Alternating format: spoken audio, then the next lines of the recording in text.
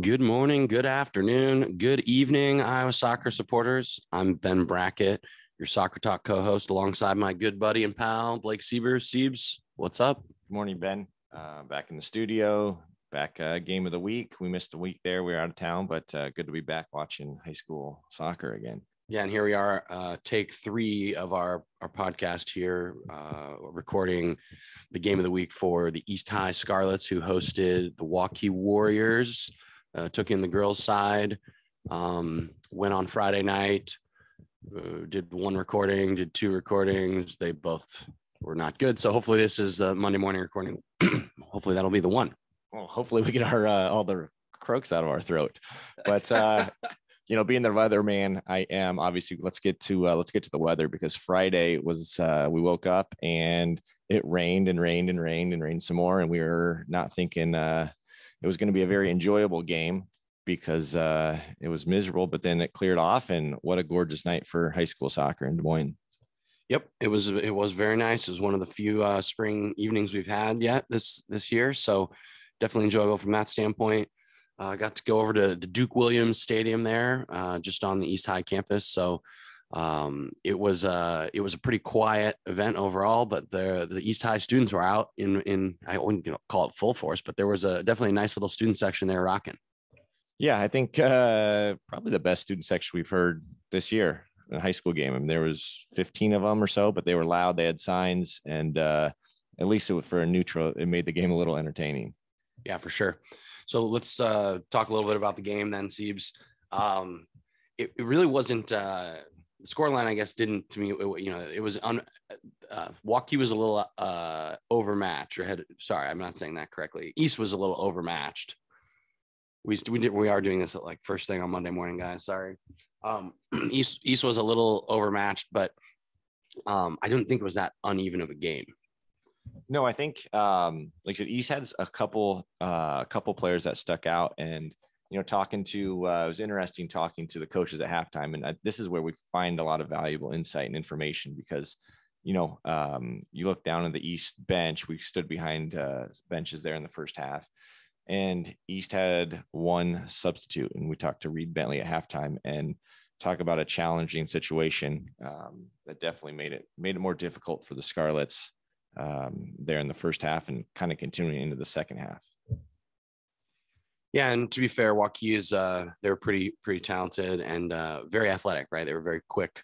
I think that was really how most of the goals, at least in the first half, were scored, where East High's back line was maybe just a little too high up the field, and ball over the top, and Waukee was just a little too quick to get after it. Yeah, so I mean, it goes into halftime 4-0 for Waukee. But East had one or two chances, and I think kind of the standout player for me for Waukee was their sophomore captain, Rita Danner, number 13. She ended up scoring a couple goals there in the game. But yeah, like they go to halftime up. Waukee does 4-0, and it's you want to talk about some demands on the girls, because the Waukee coaching staff kind of came out. We talked to our good buddy James Brook over there, and he wasn't super thrilled with the performance in the first half, which is probably I don't know, maybe a good thing to keep the girls, even though they're up 4-0, to keep them honest and keep them working and trying to do the things they're doing for the long term. Yeah, I think Waukee's traditionally been a pretty strong program. So with the split this year, the Waukee Warriors, this win pulls them up to 3-4, which is just maybe not where they're used to being as far as their record goes, and as far as their results go. Yeah, and I think on that note, so you look at the stats in Waukee, talk about how young they are and how little experience they have. 10 of the 11 leading points scorers for Waukee are underclassmen. So talk about looking towards the future and building the program up that way. I think they've got to be happy.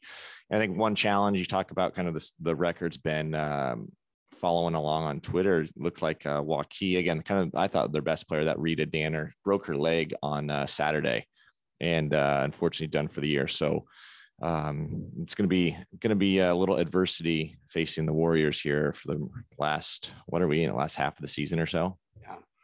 Well, I didn't know that about Rita Danner. So that's really awful to hear. And all the best to her in her recovery, and obviously to the team as well. Some other little standouts on their team, though, I just circled Lainey Havland and Audrey Woods, just based on their number. Then looked across and found out they were both freshmen. So to your point, Blake, Waukee definitely has a bright future going forward.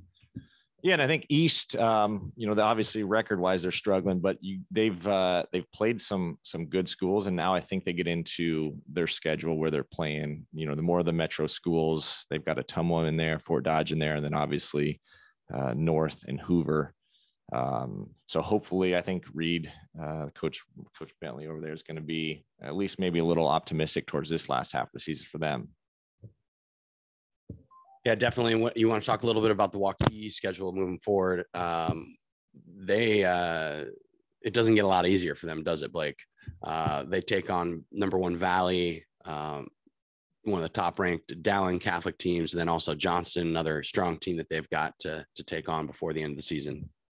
Yeah, I think it'll be interesting with the coaching staff over there being first year guys. I think assistant Paul Harvey, we talked to him a little bit at halftime as well, and James Brook, like we mentioned, first year guys. It'll be interesting how they kind of deal with the high school season as we get closer to the sub states and districts, and again, player management, a lot of games in a few days and whatnot. But I think, like you said, Ben, Valley ranked number 1 on the girls' side.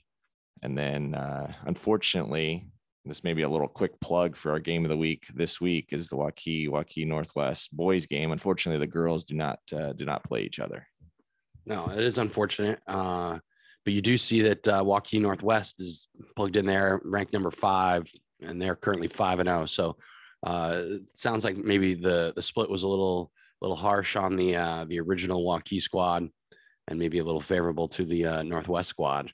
But just kind of rounding out the rankings, you got Valley ranked 1st, Ankeny 2nd, Council Bluffs Abraham Lincoln ranked 3rd, Ankeny Centennial 4th, and Waukee Northwest 5th. You've also got Dowling Catholic in there at 7th, Roosevelt at 9th, and Johnston at 14th. All the other schools are, east side of the state, west side of the state, which is, I guess, a little unique too, because I think we traditionally we usually see a lot of Central Iowa squads in that top 10, top 15. And this year it looks like it's pretty spread out. Yeah. And you want to talk about like the parity almost maybe in the rankings. I mean, you got a team from Sioux City, which again, we don't venture that way up very often. Cedar Falls, kind of up there again, Waterloo, UNI area. You got Muscatine down in the southeast corner. Pleasant Valley, which is up there by Bettendorf as well. So and then west side is covered as well with the Council Bluffs. Yeah, it's also, I'm just looking at the records too. Valley's ranked number 1, but they're 8-0. So they've played 8 games, where like Roosevelt is ranked number 9 and they're 3-1. So they've played half as many games. That's not to say that Roosevelt would be 7-1 necessarily, or that it was just kind of unique. The way that the schedules kind of pan out, right? Yeah, and I think, again, getting back to the weather, I think there's been some movement on games and whatnot, and whether they make those up or not. Unfortunately, we aren't the schedulers, so I'm not sure about that. It's a good thing we got the weatherman here. I was a little concerned there for a minute. What else we got, Steve? Should we talk about anything on the boys' side? Yeah, I mean, we can just, I guess, again, another little plug. We are headed to the Waukee and Northwest boys game this week for our game of the week, and it also kind of coincides with rivalry week. And I think the boys do their rankings a little different. Obviously, they've got the High School Coaches Association rankings there. Now it's quite a bit RPI based, but you've got let's get into it real quick. Yeah, Iowa's Liberty, kind of a newcomer in 3A. They've only been around for a few years, but ranked number 1.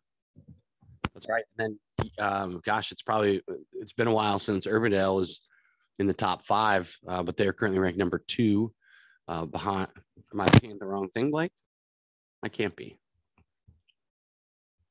Oh, I am looking at the wrong thing. This is a great plug for our YouTube because you're seeing me flub and Blake loves to watch this happen.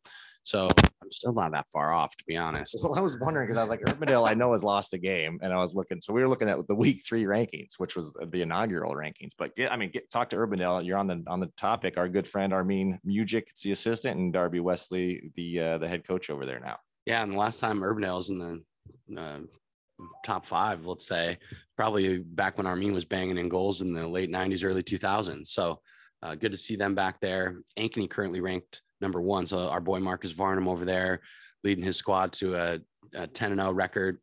And then last year's state champion Pleasant Valley, 8-0 right now, ranked number 2. Then you've got 2 Ankeny teams in the top 5, Centennial at number 4, and then Des Moines Hoover ranked number 5. That's probably the same thing. I probably haven't seen them in the conversation since Sasha was there rocking and rolling in the late 90s. Yeah, it's been a while. So, they obviously moved up quite a bit, but I think beating Johnston there in that shootout. So knocking off the Drags that were, I think they were number 1, number 2, number 3, something like that, to give them their first loss on the year.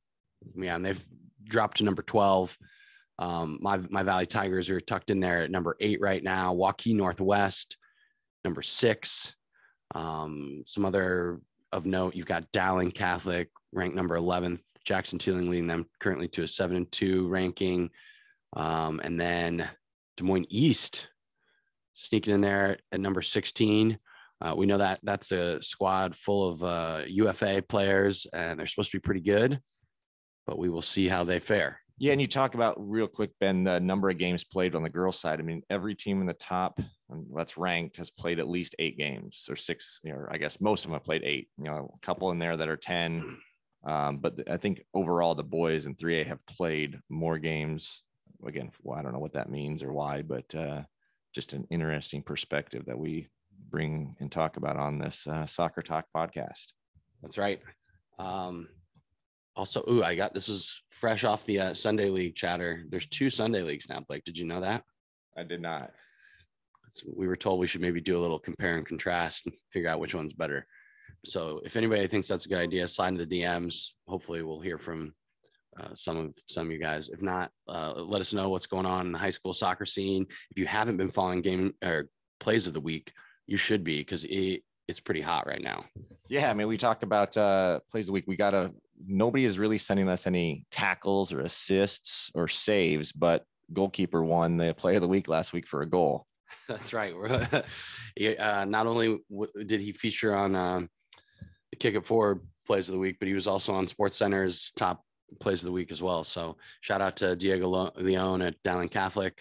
We need to trademark that because everybody's taking it now. Like you got SportsCenter taking it. You got some other entities.